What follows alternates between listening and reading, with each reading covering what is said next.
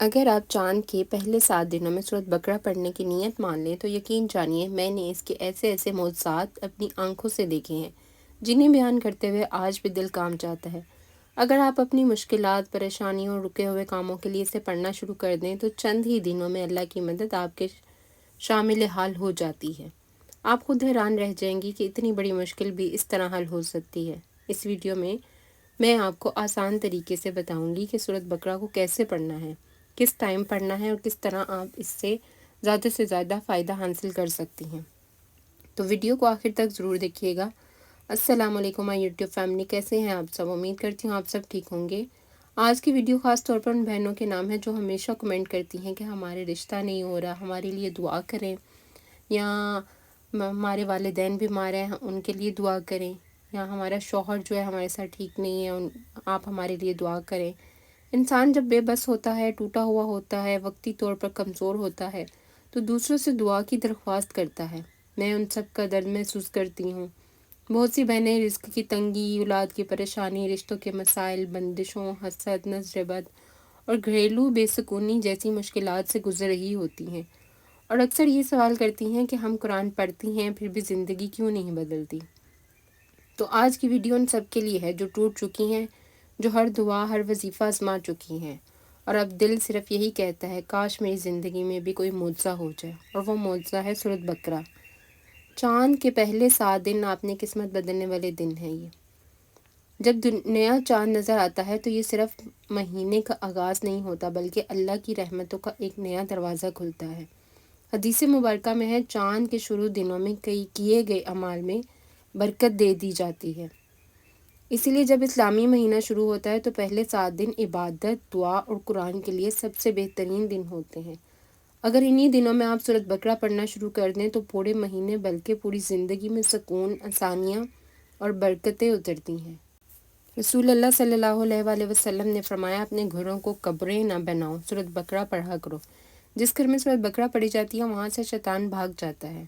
سوچیں جس گھر میں شیطان نہ ہو وہاں لڑائیاں، بے برکتی، بے سکونی کیسے رہ سکتی ہے؟ جب بھی مجھے کوئی ایسا مسئلہ ہوتا ہے جس کا حل ناممکن لگتا ہے میں سورۃ بقرہ پڑھنا شروع کر دیتی ہوں۔ دل کا بوجھ ہلکا ہو جاتا ہے۔ اپنے بچوں کو بھی کہتی ہوں کہ 3 دن وہ مصروف ہوتے ہیں لیکن ان سے 3 دن لازماً پڑھاتی ہوں۔ پریشانی ذہن سے غائب ہو جاتی ہے اور وہ کام جس کے لیے میں روتی تھی وہ خود بخود آسان ہونا شروع ہو جاتا ہے۔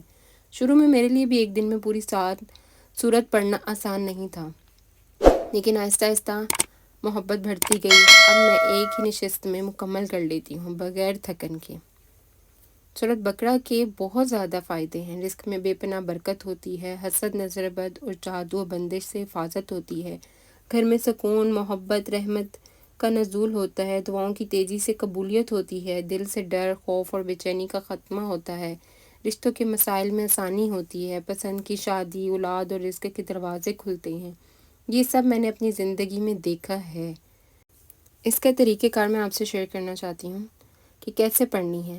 پہلا دن اور 7ویں دن روزانہ ایک بار مکمل سورۃ بقرہ پڑھنی ہے۔ 7 دن آپ نے چاند چڑھنے کی پہلی سے لے کے 7 دن تک بغیر ناغہ ایک ہی نشست میں کرنا ہے، افضل ہے۔ اگر مشکل ہو تو مناسب وقفے سے مکمل کر لیں۔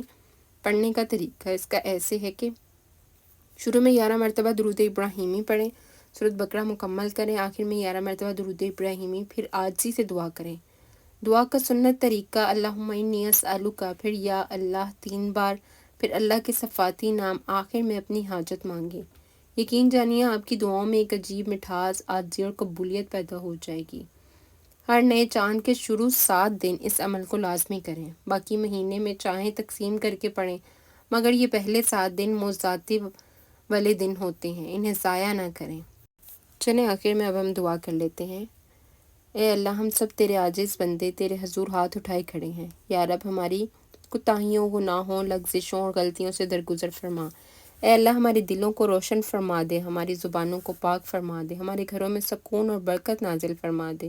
یا رب العالمین، ہم سب اپنی بے حساب رحمتیں برسا دیجیے، ہماری بیماریاں دور فرما دے، ہمارے رزق میں کشادگی عطا فرما دے، ہمارے قرضوں کو آسان فرما دے، ہمارے دلوں کے بوجھ کو ہلکا فرما دے۔ اے اللہ، ہمارے والدین کی مغفرت فرما دے، ان کے درجات بلند فرما دے اور ان پر اپنی رحمت کے دروازے کھول دیں۔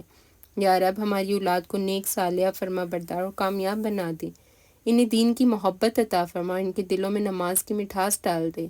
اے اللہ جو بے روزگار ہیں انہیں روزگار عطا فرما، جو بے اولاد ہیں انہیں نیک اولاد عطا فرما، جو غمگین ہیں ان کے دلوں کو سکون عطا فرما، اور جو دعا مانگ رہے ہیں ان کی حاجات پوری فرما دے۔ یا اللہ ہمارے گھروں پر، ہماری زندگیوں پر اور ہمارے آنے والے وقتوں پر اپنی حفاظت اور رحمت کے سائے قائم رکھ۔ آمین ثم آمین یا رب العالمین۔